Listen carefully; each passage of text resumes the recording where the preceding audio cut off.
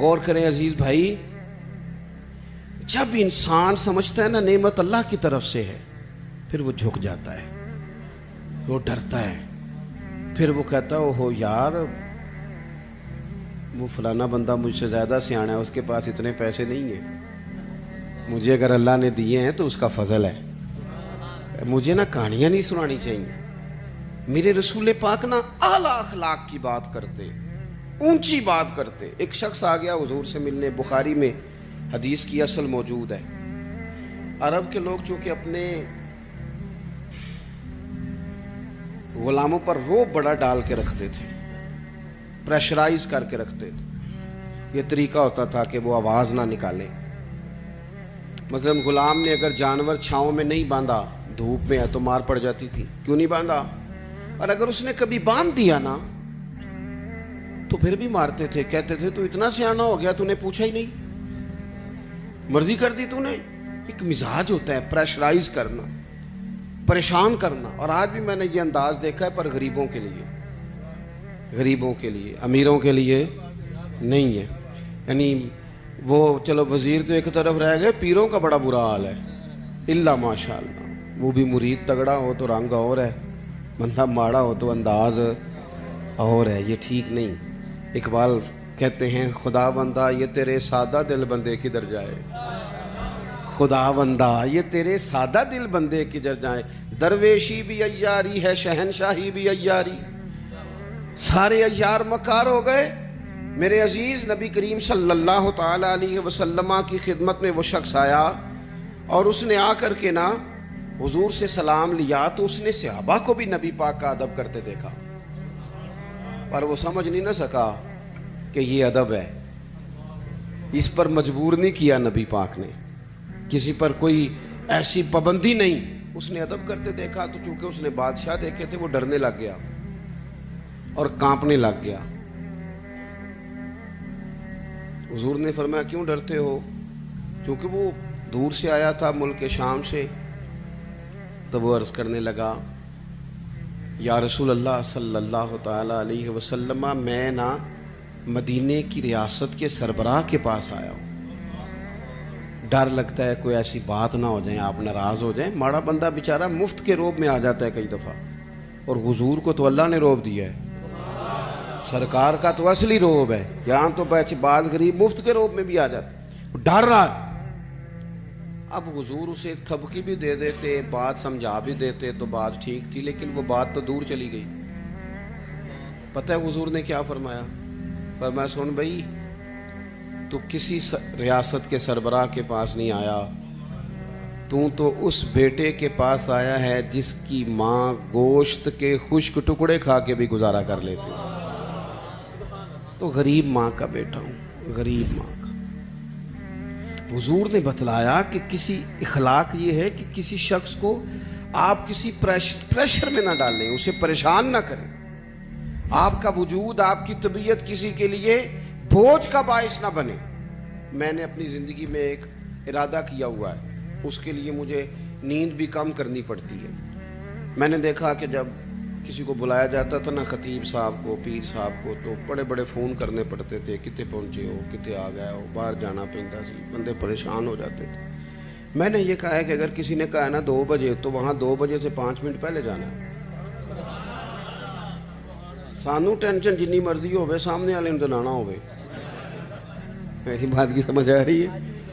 ہوتا کیا ہے، نہیں آپ کا تو خیر کوئی ایسا لیٹ نہیں ہوا، اللہ آپ کو جزا دے، اور میرے خوشی ہے آپ نماز پڑھ رہے تھے، یہ خوشی ہے، اور بڑی خوشی یہ ہے کہ آپ نے جلدی سے نماز پڑھ لی، ورنہ اللہ خیر کرے۔ ویسے میں کو تھوڑے جو بھی ویکھے جنہ نہیں پڑھی، چلو کہڑا تساں کسی نہ گل کرنی ہے۔ ایک بات یاد رکھنا، کوئی نہیں اجر ملے گا محفل میں آنے کا، بالکل نہیں۔ ایسے اپنے آپ کو جھوٹی تسلیاں نہ دیا کرو، فرض پہلے ہے اور نفل، یہ کوئی کہانی نہیں کہ آپ محفل بڑی تگڑی کرائیں اور فلانا کم۔ مجھے ایک دفعہ ایک صاحب نے کہا جی 22ویں محفل ہے یا 21ویں ہے، آپ کو بلانا ہے، پہلے فلاں بزرگ آئے، فلاں عالم آئے، تو میں نے کہا نماز پڑھتے ہو؟ کہنے لگا نہیں، دعا کرے۔ تو میں نے کہا آج کے بعد نہ کسی کو بتانا کہ اتنے علماء کو میں نے دعوت دی ہے، وہ کہیں گے اتنے مولوی مل کے بھی اسے نمازی نہیں بنا سکے۔ تو اس لیے یہ اصل پہ آئیں. کیا مطلب؟ اس کا مطلب ہے کہ نماز پڑھی نہ جائے اور باقی سارے کام کیے جائے. نماز اصل ہے, نماز روح ہے. اور حضور ناز سے بھی بڑے راضی ہوتے ہیں, پر میرے نبی نے فرمایا نماز تو میری آنکھوں کی ٹھنڈک ہے. تو جب تو نماز پڑھتا ہے حضور کی آنکھیں ٹھنڈی ہوتی ہیں. یہ تو کر نہیں رہا اور باقی تو ادھر ادھر بھاگتا پھرے, تو یہ اضافی بات. تو میرے عزیز, ایک تو حضور نے ہمیں یہ اخلاق دیا ہے کسی کو تکلیف نہ دیں, کوشش کریں. ایک دفعہ نا ایک صحابی نے نبی کریم علیہ الصلوۃ والسلام سے کہا میرے گھر کھانے کے لیے آئیں. اس نے دیکھا کہ حضور پر بظاہر کچھ آثار ہیں بھوک کے, کئی دنوں سے کھانا نہیں کھایا. چہرہ دیکھا اس نے تو بندے گنے حضور کے پاس کتنے بیٹھے ہیں, تو 4 لوگ بیٹھے تھے. اس نے فٹافٹ گھر جا کے کہا 5 لوگوں کا کھانا پکا دیں. 5 لوگوں کا کھانا پک گیا. اب وہ حضور کو دعوت دینے آئے. آپ کو پتہ ہے آج کل لڑکے والوں نے جہیز مانگنا چھوڑ دیا ہے, پتہ جی کہ نہیں؟ میں تم خبر دے رہا ہوں, یاد رکھیا جی. وہ کہندے نے اسی جہیز نہیں لینا, بس تسی 600 منڈے بچے بندے دی روٹی پکا چھڑنی. 600 دی تے روٹی مینیو اسی دیاں گے. وہ ویکھو جی وہ منڈے نے روز آنا ہے تے منڈے دے یاراں نے تے گھروں نہیں روٹی لبدی, کبھی نہیں کھائی. آپ کبھی دیکھیں بیٹی کے باپ کو, وہ کھانے والی لائنوں پہ یوں پھر رہا ہوتا ہے جیسے کوئی بندہ پاگل ہو گیا ہے. دعائیں کراتا ہے, پیر صاحب دعا کرنا اور میری عزت رہ جائے, کتے روٹی نہ تھوڑ جائے. ساری زندگی کے تانے بیٹی کے لیے. کیوں تکلیف دیتے ہو کسی کو؟ گھر روٹی نہیں ملتی, دعائیں کراتے پھرتے ہیں. دعائیں والد دیوانوں کی طرح بیچارہ وہ کناتوں کے اندر پھرتا ہے کہ یا اللہ روٹی پوری ہو جائے. غریب آدمی ہوں, بیٹی نے گھر جانا ہے, پھر ایک دیگ ساتھ بھی بھیجنی پڑتی ہے. ساتھ بھیجو گے تو عزت رہے گی. اور گھر کھانا نہیں کھاتے ہم. کیوں تکلیف دیتے ہو کسی بیٹی والے؟ کیوں ہم پریشان کرتے ہیں؟ کیوں اس طرح کی آزمائشوں میں ڈالتے ہیں جس سے سامنے والا بیچارہ آزمائش میں آ جائے؟ حضرت ابو شعیب رضی اللہ تعالیٰ عنہ حضور کے ساتھ 4 لوگوں کو گن کے گئے, کھانا گھر میں پکوا کے واپس آ کے عرض کی حضور روٹی پک گئی, آ جائیں. جب وہ واپس آئے تو ایک صحابی اور آ گئے تھے زیارت کے لیے, وہ بھی اٹھ کے ساتھ چل دیے.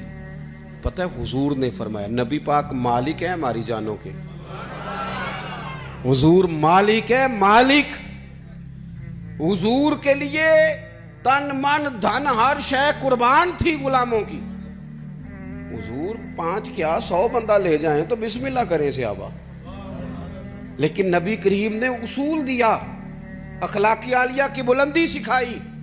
اس صحابی کے گھر کے دروازے کے قریب جا کے حضور نے فرمایا بھئی 5 بندوں کا تم نے کھانا پکایا تھا, یہ جو شخص آئے ہیں یہ اپنی مرضی سے آئے ہیں, میں نے دعوت نہیں دی, اگر تم اجازت دو تو یہ اندر آئیں گے ورنہ یہ واپس جائیں گے. تم اگر اجازت دو. کسی کو تکلیف دی جا سکتی؟ ہمارا حال یہ ہے کہ ہمیں خبر کا پتہ بھی نہیں ہوتا کہ فلانے نے یہ کیا ہے کہ نہیں کیا, لیکن الزام گھر بیٹھے بیٹھے الزام لگا دیتے. گھر بیٹھے, میں ایک جگہ پہ بیٹھا تھا, وہ کہنے لگے جی ایڈی چھیتی پیسے کمائے نہیں جا سکتے, کوئی رولا ہے وے. اور میں نے کہا کیا آپ, رب تو فرماتا ہے وَيَرْزُقْهُ مِنْ حَيْثُ لَا يَحْتَسِبُ, میں وہاں سے دے دیتا ہوں کہ بندے کا گمان بھی نہیں ہوتا.